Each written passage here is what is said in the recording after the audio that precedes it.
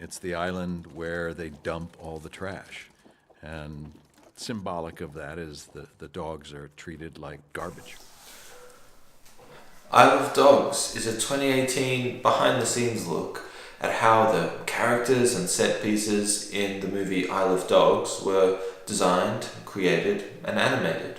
I Love Dogs behind the scenes was a collaboration between one of my favorite directors, Wes Anderson, and one of my favorite VR studios, Felix and Paul, who really are the best in class when it comes to VR filmmaking.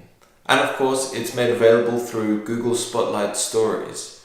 There's nothing but amazing content coming from this group. Some of my absolute favorite immersive stories have been distributed through the Spotlight Stories app. So with Wes Anderson, Felix and Paul, and Spotlight Stories, I was expecting something pretty amazing, and I wasn't disappointed.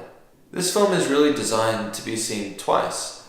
Once focusing in on the dogs and their environments, and the other literally turning around and looking behind the camera to watch the animators set up and create the next scene.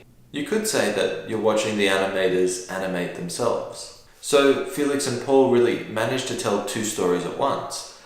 The A-list actors voicing and speaking about how they related to the characters, and the animators and producers of the film demonstrating how much time and effort goes into making this sort of stop-motion animation. One of my favorite parts is looking for the little Easter eggs behind the scenes. For example, you'll notice there's always a video of Wes Anderson's face sounding out the words to give the animators some facial movements to translate over to the dogs. There's a great lesson to be learned here for 360 filmmakers. The 360 format always leaves so much unseen. So why not use that space to tell a different story, or to add to the story, or provide some sort of bonus content? The audio here was really stand out. I've not seen any films do audio like Spotlight Stories does it. And what I mean by that is, as you turn your head to focus away from the dogs, suddenly you can hear the production team in the background and the noises that they're making. So, like Windy Day, this is more than just a 360 video. There's some logic involved in changing the audio levels depending on where you're looking. This presents a really interesting challenge for standardizing a 360 format.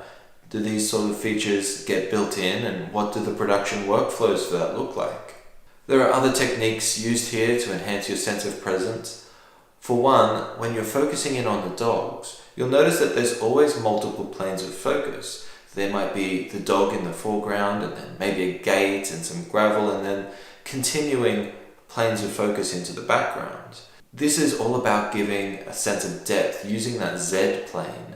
And we continue to see this technique used by the best VR experiences out there, because it adds so much to the 3D quality and the 3D nature of the experience. It's an important lesson to be learned for those coming from traditional filmmaking, framing your shot in 3 dimensions. Scale is another wonderful technique used here.